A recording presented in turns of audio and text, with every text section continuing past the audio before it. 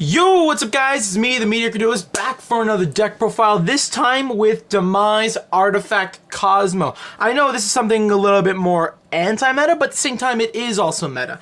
And like you can see also, I just got the Raging Tempest Sneak Peek playmat. I got this yesterday on Saturday, February the 4th. From my local sneak peek at Cardboard Memories. It's, again, a really cool place for tournaments.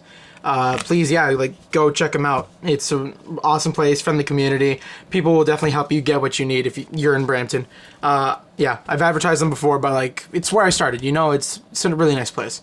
But anyway, Kozmo. Why am I playing this format? Because it's really anti-meta, and Artifact Kozmo, because you can main deck Scythe and Dimensional Barrier really easily with this deck, so... it's just really good against Zodiacs, locking them down. Because like I was actually considering quitting this format.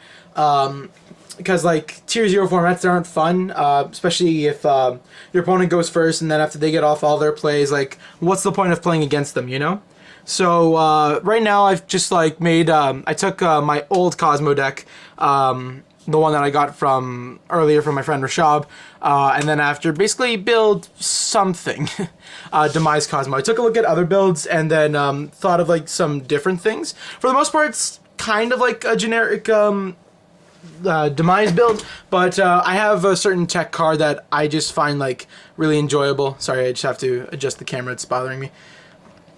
My tripod isn't the best. Like it'll like keep moving the camera. I think it's because like the weight. But anywho, no. Let's just get straight into the deck profile. All right. So starting off, we got 3 Kozmo Tin Can because like it's one of your best cards. It's your searcher on end phase. E-Tele targets. Yeah, it's like one of your main plays because like you run triple call and some Oasis of Dragon Souls, 3 or 2s depending on your choice.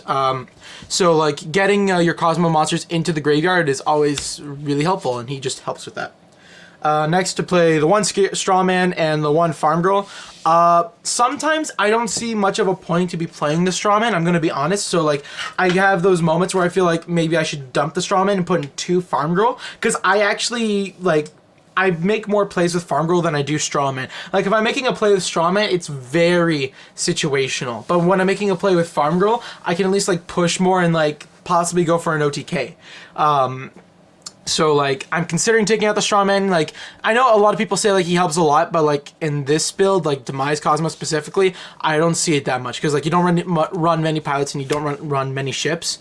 And you're going to have them mostly in the graveyard anyways. Cosmotown's going to be recycling them. So, I'm not sure if I really like Strawman that much. It just felt like a standard, so I might be taking out for a second Farm Girl. Next, I play 1 Wicked Witch. You always need a defense, and, like, she's just really good for it. 1 Dark Lady, because negating effect is always awesome. The only... Yeah, one of the problems is, like, she can't really protect herself that much from battle. She's kind of weak, but at least you can still tag out with her, so she's another pilot. So, like, she's still pretty good. Next, the main monster of the deck, you got your 3 Slip Riders. This is what you're going to be using to pop your artifacts with, because for Kozmo monsters, they can bounce back, no, not bounce back, they can tag out during either player's turn to summon another ship, or summon a higher level Kozmo monster from your hand than that monster that you banished. And Slip Rider is going to be one of your main plays, because like you're going to be card demising, you're going to be a Pot of Duality, you're going to activate Pot of Duality, you're going to activate Demise, and you won't be able to special summon on your turn. So that way, you're going to basically be setting up for your opponent's turn, and then just like basically play on their turn. That's how artifacts kind of work, but yeah. And Slip Rider, yeah, it just helps with like getting rid of your artifacts to help like blocking out your opponent, help getting rid of your opponent's back row, or if you need to, search off of Cosmotown. Next, I play 2 Forerunner. I know a lot of people only play 1. I play 2 just to have the XYZ variety. Sometimes it's okay, because like I also need that beat stick at times. And yeah, again, just like to make at least 1 rank 7 play. It doesn't matter which one. I only play 2. Yeah, it helps though. But depending on the matchup, I do side out 1 copy. Next, you gotta play the 1 Dark Destroyer. Like, that's an automatic staple in Cosmos. Like, Dark Destroyer's your best monster. Next, for the Artifact engine, it's pretty standard. 1 Moral Talk, 1 Beagle Talk, and then 2 Scythe. Yeah, it's pretty standard engine. Moral Talk is like, pop any face-up card, and it doesn't target, so like that's pretty good. Scythe negates your opponent from using their extra deck for the rest of the turn when it's summoned. So like that's always pretty good. And then Beagle Talk just pops your back row. So like people who don't play artifacts, like what's the point of that? Well, you like summon him on your opponent's turn, you pop your own back row, and then after they get summoned when they're destroyed. So like it also like makes your opponent like scared to like Twin Twister you. So you're pretty set to keep all your back row. You're safe to play whatever you want because like they're scared. Onto spells, I play 3 Kozmo Town, just standard. Again, like if you demise into a few of the ships, then you can just Kozmo Town them back. And just hope to draw into more traps. Next I play 2 Artifact Ignition, mainly because like I don't play many targets for the deck for the artifacts, so like keeping just 2 Ignition I think it was fine. Next, here's my special little tech card that I don't see many people running. I play 2 Summoning Curse, because like it could be Twin Twister like bait basically, but at the same time it also slows down your opponent. You think this would hurt yourself, but because you're playing cards like Demise and Demise, Duality, and like artifacts, you're setting your hand most of the time. Most of the time when you're special summoning, you usually don't have a hand. So like even if you are going to special summon and you have something in your hand, you get to choose what you banish. And you choose what you banish, and Kozmo Town recycles whatever monster that you banished. Sure, it's a 500 life point cost during your end phase, but like you also play Forerunner, so like you can just like regain your life points from that. And it really stops Zodiacs. Like if they don't set all their like spells and traps, they're not gonna have a fun time because it's gonna be probably normal Momorat, or like you can they special summon Terror Top, and then after that's already 1 card out of their hand they're forced to banish. Then they special Taki Tomborg, that's another card they have to banish. Make the XYZ, that probably Totem Bird or something like that, that's another banish. Normal summon Momorat, or they go into X-Saber Invoker, summon Momorat, that's another banish. Yeah, it just like thins out their hand really fast. So like that's why I really like this card. Next, 2 Demise and 3 Duality. If you have 3 Demise, please switch that up, because I only have 2 copies of Demise, and for whatever reason the price went back up again, probably for like anti-meta decks like this. But yeah, that's your main draw engine of the deck. Trust me, you want to be playing 3 Demise and 2 Duality. And then finally, I have the 1 E-Telly for your opponent's turn. If you ever need that, either not Kozmo, that Farm Girl support, or just like that last minute not E-Telly, Tin Can. There you go, that's the name. Onto traps, we've got 3 copies of $23.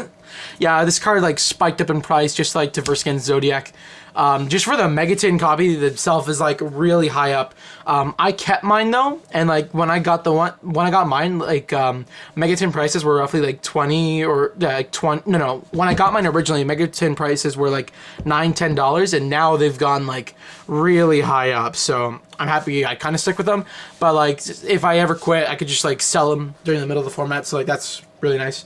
But yeah, what the card actually does is summons an artifact during either player's turn, so that way like you just get like your artifacts out. You get a free rank 5, well, not a free rank 5, just like a level 5 monster out easily.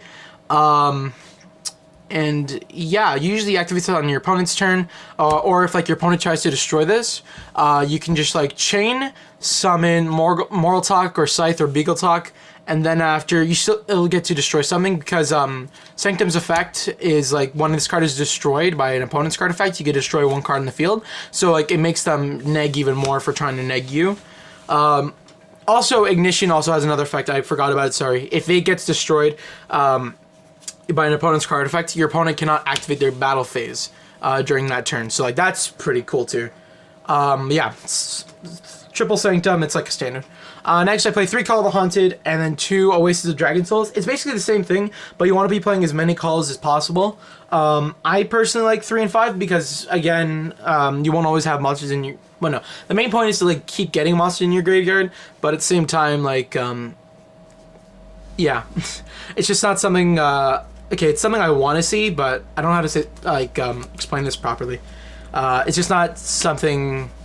It's just not something. I don't know.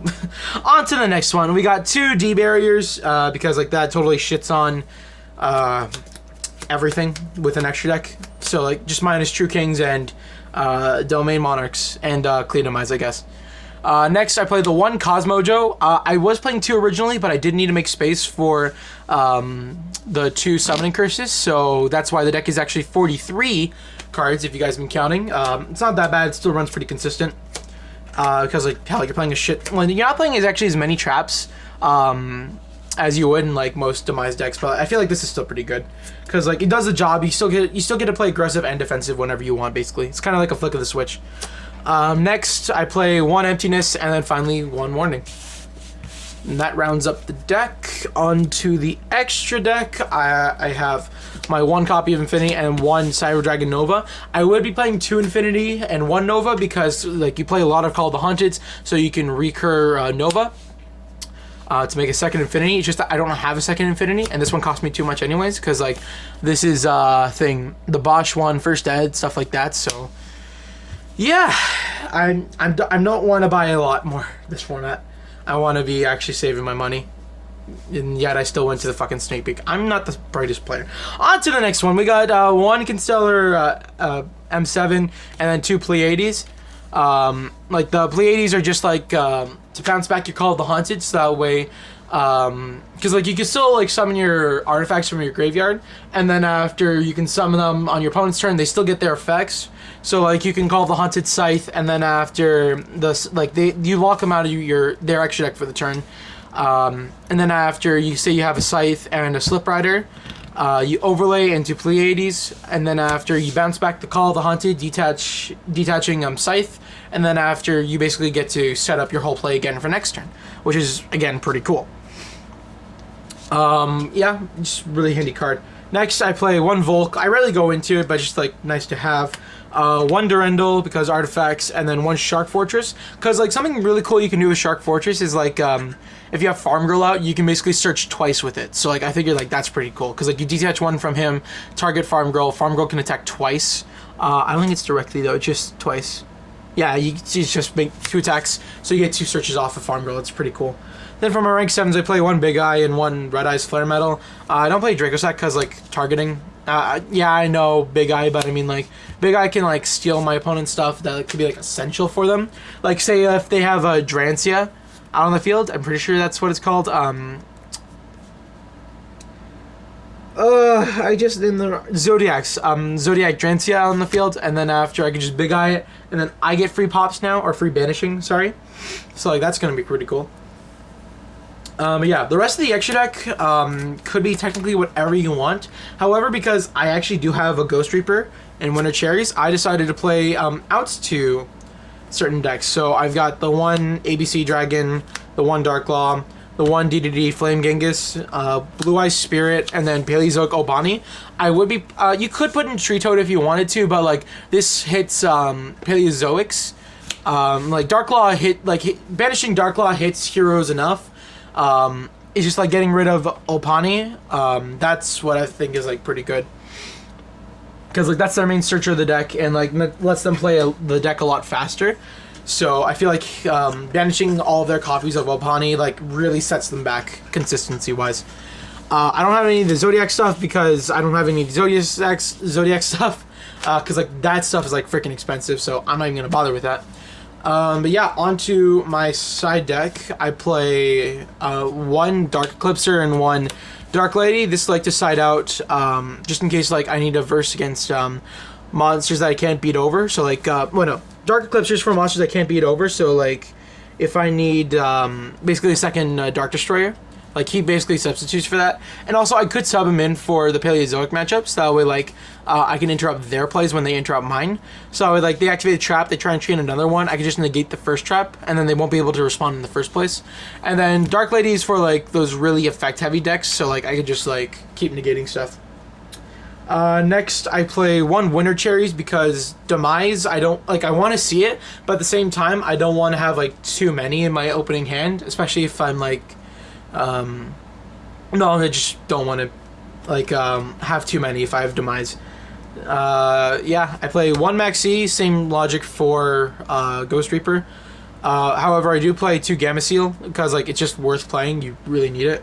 2 Dark Hole. I'm thinking about main decking it, but at the same time, I don't really want to. I don't want to make the deck 45, and I don't really know what to take out, so like any suggestions, please. The one anti-spell, because I don't have 2 or 3, but it's definitely a good card. The second Kozmo, just if I ever need it. 2 Magic Deflector, this is for the ABC matchup mainly. What else? You could play it against Domain Monarchs if you wanted to, but I mean, like, you don't really need your extra deck for this deck. Other than, like, Pleiades, probably. Other than that, you're pretty good. And then finally, for Battle Traps, I play, like, 3 Storming Mirror Force. These would be Drowning if I could afford them, but Storming, just like what I happen to have. A lot of people know that I do carry triple Storming. And, yeah, it's still, like, decent, especially for, against Zodiacs. It does the same thing, but, like, I don't have to have an empty field to activate. I could just do it whenever. And, yeah, that's going to be it for the deck profile. Please tell me what you guys think in the comment section down below. Any changes that I could be making for the deck, anything that you liked specifically, and also deck requests for the next deck. If you have your own build of the deck, please also leave that in the comment section below. I would love to see you guys' builds because I want to keep evolving this deck. I want to keep trying new things. I want to stay in the game. So Konami, hurry up with that fucking ban list, like Jesus Christ. But yeah, this is me, the Mediocre Duelist, signing off.